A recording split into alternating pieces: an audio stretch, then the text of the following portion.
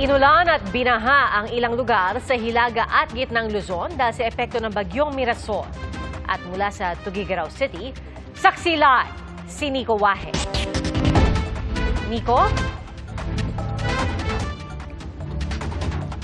Pia, alas 5:30 ng hapon nang makarating kami rito sa bahagi nitong Cagayan. Isa rin ito sa dinaanan nitong bagyong Mirasol. Pero ayon sa PDRRMO ng Cagayan, light to moderate rains lang ang naranasan dito.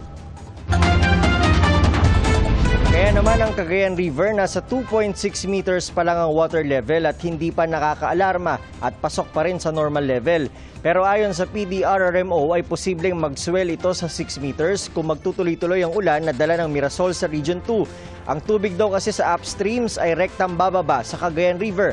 At kapag tumaas ang water level ay posibleng bumaha sa mga area na nasa gilid ng Cagayan River gaya ng bayan ng Enrile, Solana at maging dito sa Tuguegarao. At Pia, bago kami makaabot dito sa Cagayan ay inulan din yung mga dinaanan namin gaya ng Nueva Ecija at ng Aurora. Umaga pa lang, ramdam ng sama ng panahon sa maraming lugar sa Luzon, tulad sa Talavera at San Jose City sa Nueva Ecija. Sa barangay Pungkan sa Caranglan, bumigat ang daloy ng trapiko.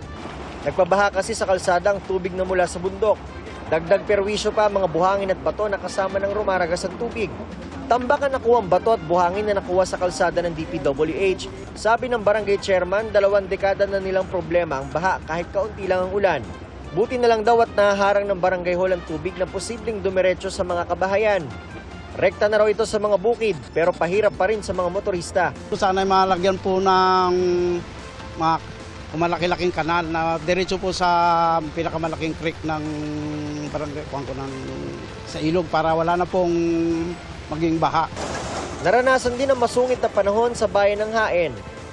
Sa Kasiguran, Aurora, ramdam ang bagsik ng bagyong Mirasol na naglandfall doon pasado alas 3 ng madaling araw kanina. Binahari ng 6 na barangay.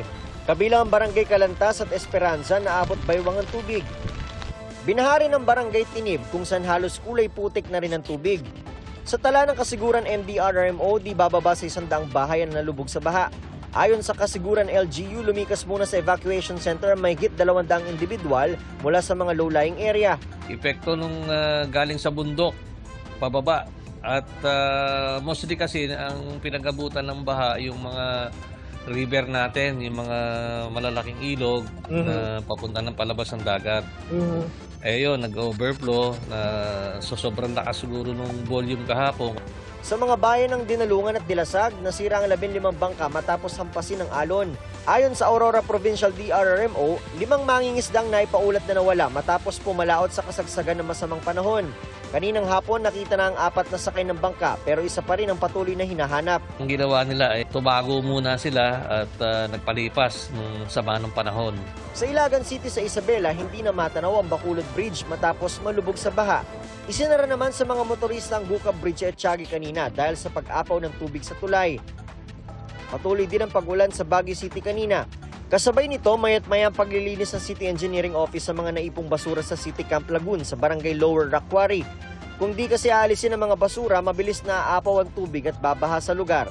Nakamonitor rin ng CDRRMO kung kailangang lumikas ng mga residente roon. We are alerting our BDRM committees on our counterparts sa barangays to continuously monitor their areas, especially areas ng Irisan Barangay, Quezon Hill area, Luknab area, Aurora Hill area, Quirino Hill. So those are actually our landslide prone area. 13 barangay ang posibleng bahain kapag umapaw ang tubig sa lagoon.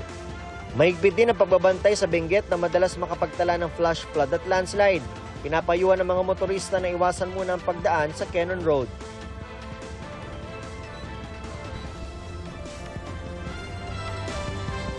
Pia, pinaghahandaan na rin ng Cagayan PDRRMO ang panibagong sama ng panahon na papasok sa bansa kung saan extreme northern Luzon din ang posibleng maapektuhan. Kabilang dyan yung mga bayan dito sa Cagayan gaya ng Gonzaga, Gataran, Claveria, Lalo at Santa Ana.